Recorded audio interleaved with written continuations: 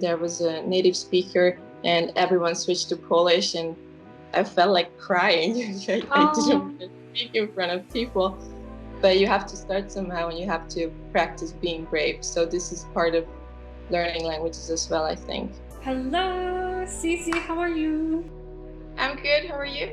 I am so good. I'm super happy to finally meet you in person. Crazy that I'm talking to you.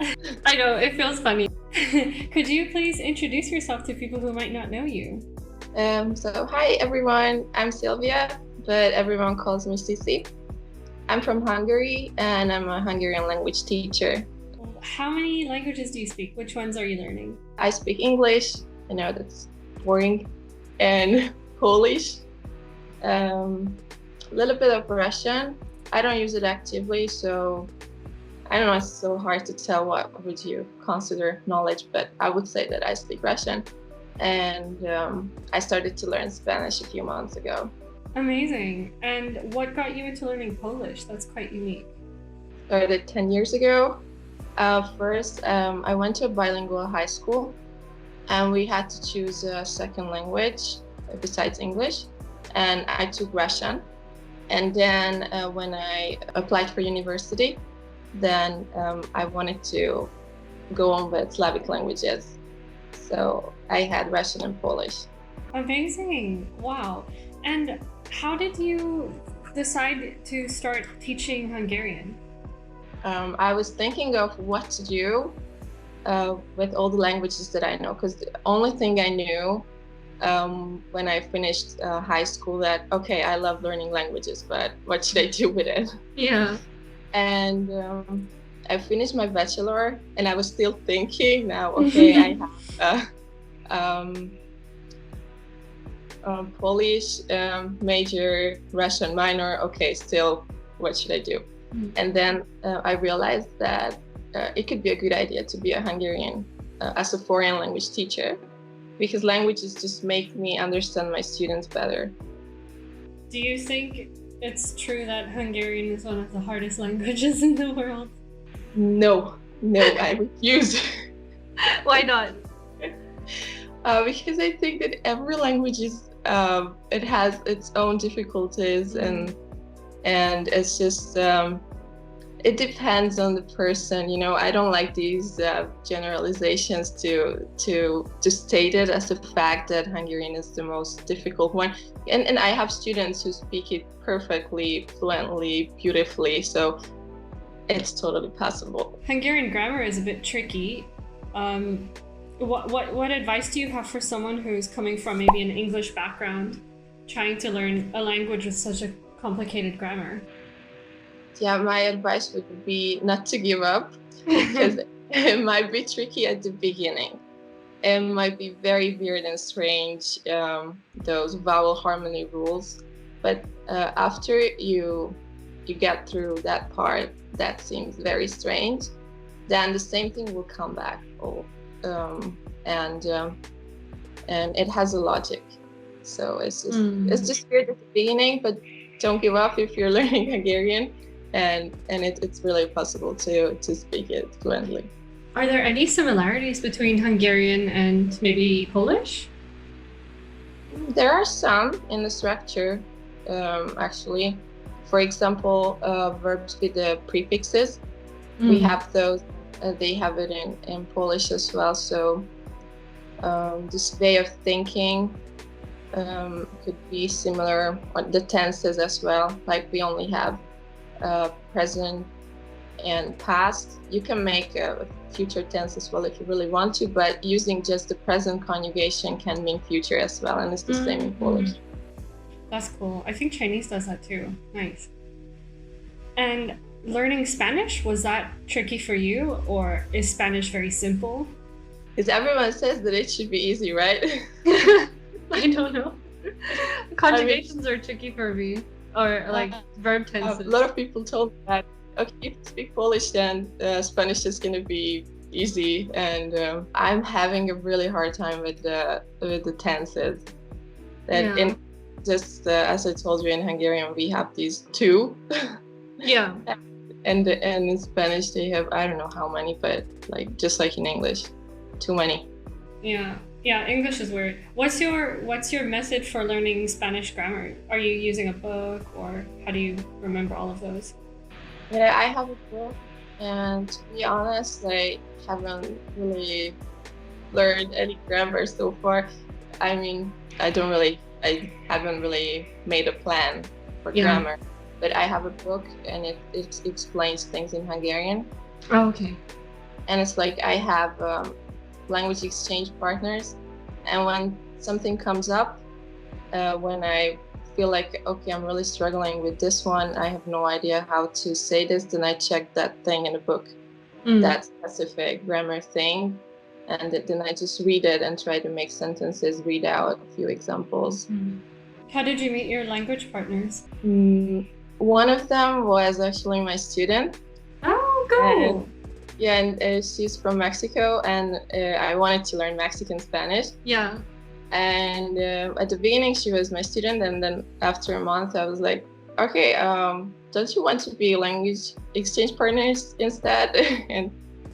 and she's a teacher as well, so it's very cool. Good. Yeah, I think it's easier when someone is either a teacher or a language learner themselves to be able to explain grammar. When people ask me to explain Afrikaans grammar, sometimes it's tricky for me. Then I have to turn on my brain and think, okay, how would I learn this language? There's a different way of thinking when you've learned the language yourself. Exactly. And with teachers, I think the best thing is that, they know how to talk to you. So even if you just started learning a language, they can use words that after the lesson, you're like, oh my God, I speak Spanish. And okay, I don't, but...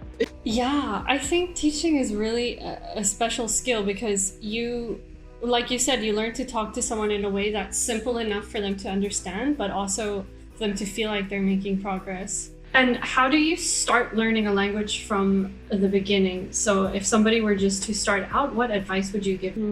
I think the most important, what really helped me is to find a language exchange partner. Yeah. That's what I would do, because then you can use the language right away, I think. Or if you don't want to find an exchange partner, then just have a very clear goal. Why do you need that language? Because if you don't start using it right away, then motivating, is that a word? Yeah, demotivating. Yeah. Yeah, you said it's important to use a language right from the start, but what if someone is very shy or they feel like, oh, I don't know enough vocabulary, how do I speak? I think it could be a good idea just to talk to yourself, because for some people, it's also very scary to hear their own voice. 6 or 7 years ago when I was in Poland, and we were with friends, and there was a native speaker, and everyone switched to Polish, and I felt like crying. I didn't want to speak in front of people, but you have to start somehow, and you have to practice being brave. So this is part of learning languages as well, I think. Yeah. You have to practice being brave. When you were in that situation, could you understand the Polish that people were saying, but you were just scared to talk it? Yeah, exactly. Yeah. I mean, I could have even answered, but maybe with bad grammar, and it made me really nervous that, oh my God, they're gonna hear something wrong what I said. Yeah, but I think both you and I, as like language teachers and fellow language learners, we know that people are not really out there trying to make fun of your mistakes or laughing at you, and the fact that you're learning their language is actually very heartwarming. And I've never really experienced people laugh at my mistakes. I mean, maybe if it's like a really embarrassing mistake, we'll laugh together, but it takes a while to get to that point where you're like, oh, people are actually trying to help me. Yes, exactly. I think it might be very difficult if you have bad experience. Then you need to be even braver. Yeah. Have you had any bad experiences with language learning? I did. Really? In Poland, yeah. There were some situations when people told me that, oh wow, you still need a lot to learn, something like this. How do you get over that? With time. And I had a long break, actually, after I finished university. I haven't really read or watched anything in Polish for like 1 or 2 years. But then it came back. I missed it so much. So Yeah, the same thing happened to me with Korean. Something happened that I just felt very angry towards the language, and then I took a bit of a break. But because I had been learning it for such a long time already, probably the same amount of time you were learning Polish, I didn't forget it, and I just went back like, oh, I had this deep connection. you can't escape. It's true. It's true. It's like you're really old friends with that language. You can't leave. Yeah. Do you have any general tips for language learners who are just starting out as we finish up? Yeah, I think that there was one more thing I wanted to say, that Yeah. I think it's important to find a way to make it fun, and it could be different for everyone. So it might take a lot of time to figure it out for yourself what you like. For example, I realized that I love watching workout videos in different languages, and it's just Workout something videos. that you do every day, and it just becomes a habit, and you're listening to that language as well. So that, Oh, workout videos. yeah. Oh, cool. I never thought of that. Yeah. That's actually a good way. Something like that, just to find something, and to do something every day, and don't be like, okay, now I have 3 hours, so now I can study. Try to study 10 minutes every day, or at least 3 times a week. But if you have a long break, it's going to be very, very difficult.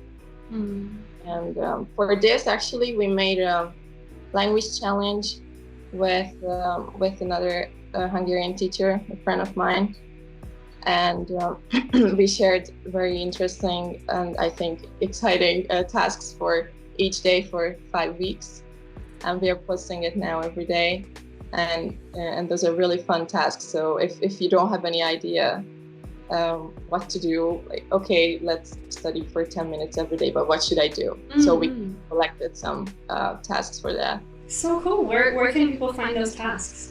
It's on my website. It's www.hungarianwithzizi.com, but my name could be a little bit tricky with SZI. I'll put it in the description. You have everything there. You can post it in your Instagram stories, and can keep track of everyone else's progress as well. I think it's fun. Fantastic. And where else can people find you on social media?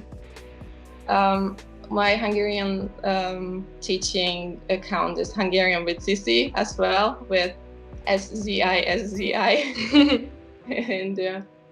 And my language learning account is I Love My Accent.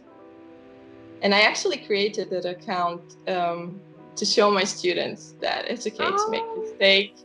It's to make them, like, to let them see that I learn as well. I talk like a baby in Spanish as well, so it's okay. Oh, wonderful. Thank you for sharing. I will put all those links in the description. Amazing. Thank you for the chat. It was so good to get to know you. Yeah, I feel the same.